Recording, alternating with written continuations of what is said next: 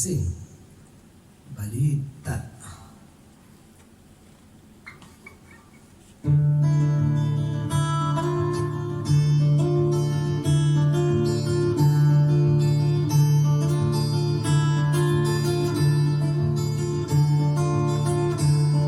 Lapit mga kaibigan at makinig kayo. Ako'y may dala-dalang balita galing sa bayan ko.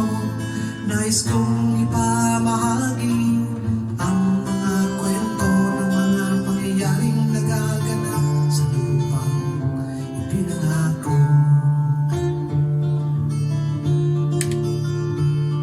Ang lupang pinanggalingan ko'y may bahid ng dugo. May mga lorong di makalipan nasa hawlang pinto. May mga punong walang dahon, mga pusong di makakibo sa mga pangyayaring nagaganap sa lupang pinangako.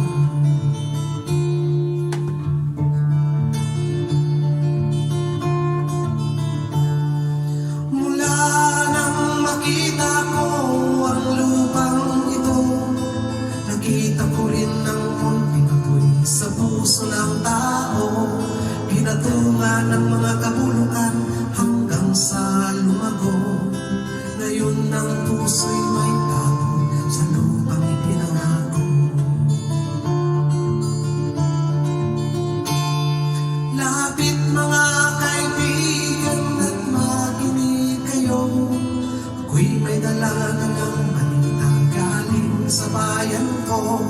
Nais kong ipamahagi ang mga kwento ng mga pangyayaring nagaganap sa lupang ipinangako. Dati-rati ang mga bukid ay kulay ginto. Dati-rati ang mga iling singlayan ng tao. Dati-rati ay katahimikan ang musikang nagpapatulog sa mga batang walang huwang sa mundo.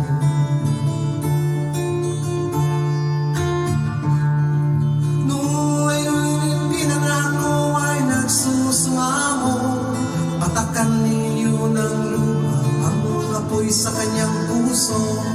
Dinggin niyo ang mga sigaw ng mga puso ng tao kung inyong dadamhin kabilang sa inyo.